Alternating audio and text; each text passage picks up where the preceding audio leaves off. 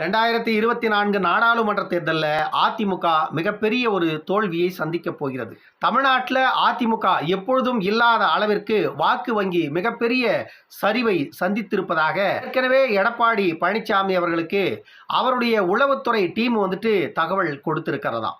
அதனால எடப்பாடி பழனிசாமி அவர்கள் ஏற்கனவே அதிர்ச்சியில் இருக்கிறாராம். எடப்பாடியை கட்சியிலிருந்து வெளியேற்றிவிட்டு மீண்டும் அதிமுகவின் தலைமையை கைப்பற்ற வேண்டும் என்று போராடி கொண்டிருக்கின்ற ஓபிஎஸ், சசிகலா, தினகரன் இவர்களை முன்னிறுத்தி அதிமுகவை கைப்பற்றுவதற்கான எல்லா வேலைகளையும் முன்னெடுத்திருக்கிறாராம். அதன் ஒரு பகுதியாகத்தான் பெங்களூரு புகழேந்தி அவர்களை தேர்தல் கமிஷனுக்கு அனுப்பி வைத்து ரட்டலை எடப்பாடி பழனிசாமிக்கு கொடுத்தது தவறு, நீங்கள் ரட்டலையை எடப்பாடி பழனிசாமிக்கு எப்படி கொடுத்தீர்கள் தேர்தலில் என்று தேர்தல் கமிஷனிடம் முறையிட்டு இருக்கிறாராம் புகழேந்தி. மீண்டும் முடக்கப்படுகிறது ரட்டலை, மீண்டும் உடைகிறது அதிமுக.